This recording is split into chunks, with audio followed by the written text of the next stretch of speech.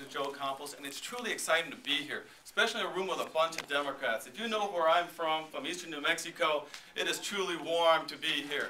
If you've ever been to Clovis and Portales, I represent those areas, you know exactly what I'm talking about. But it's exciting to be here, and I want to thank the Democratic women of Sandoval County for giving me an opportunity to come here to central New Mexico to be able to talk about the critical issues that we are going to be needing to address as we move New Mexico forward.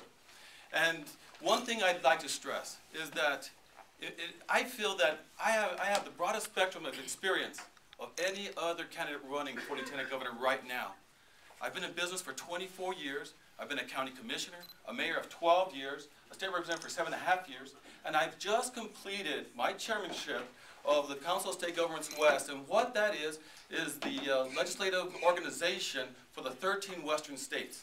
And the reason why I was elected to that position was because of my knowledge of renewable energy and transmission and the grid system in the Southwest. So I've just completed that, and that has really been my impetus on what we're going to have to be doing for the future of the state of New Mexico. And we're talking about the most critical issues, and no matter where I've been, California, Utah, Arizona, Las Cruces, Silver City, Rio Rancho, here in the city of Bernalillo, the issues have all been the same, and the most critical issues that we do have has been our budget, has been our economy. This is the most critical issue that we all do have. And we know that it's been tough for a family that has lost a job and hours that have been cut to stretch that family budget to be able to pay for the house, to pay for a car, to pay for food on the table, to be able to pay for the medications for their parents. It has been a very tough situation. I've been there before. 18 years ago, I was in a situation where I almost lost my home, my business. The economy had taken a steep turn for the worst in '91, and I almost lost everything. There's nothing in the world more humbling than to be in that position. We have nowhere to go. I had 3 babies, 4-year-old, 2-year-old, and a 3-month-old young boy. There was nothing more humbling than that kind of situation. We got to get this economy going fast. And the thing is that that's one thing I've been working hard on. And no way should we be content in the state of New Mexico being the second poorest state in the union. No longer. We need to start moving aggressively to the future. We are going to do what the Germans have done. I just visited Germany 6 weeks ago, and they pay some of the highest wages. It's all high-tech, high-quality, and renewable. Why aren't we doing this? 58% of our kids here in the state of New Mexico have to leave the state of New Mexico because there's no more good-paying jobs. We have a massive brain drain. That should be a crime. We don't need that any longer. But the thing is, when we're dealing with our economy, creating the good-paying jobs that we need, it all starts with education. A nice, strong foundation.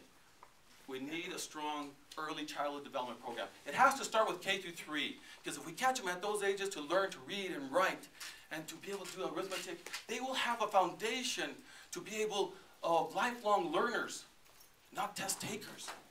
This is critical for our prosperity in the state of New Mexico. We must be thinkers, not just test takers. We are going to be able to do this with our new economy. I have had 3 kids. Each one has taken a different career path. My oldest daughter came to the University of New Mexico nursing school and is now working at Presbyterian as a neonatal nurse.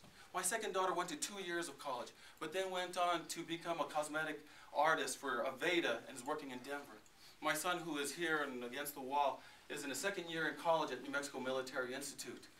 But the thing is that we need to focus that we have 2 career paths. Yes, we have kids that want to go to college, but also we're going to need kids to be able to go to vocational school. We need to make sure that every one of our students have an opportunity to live the American dream. Ethics is going to be a critical issue to make sure we have a good, strong government. I have dealt with this issue as the chairman of voters and elections and also as a leader in the House of Representatives. I've dealt with the contribution limit bill. I was able to get the best ideas from the senators and the House of Representatives and put one good bill together to finally leave the 5 states that didn't have contribution limits in the state of New Mexico. We have done that. I want to leave. Thank you very much. Wow.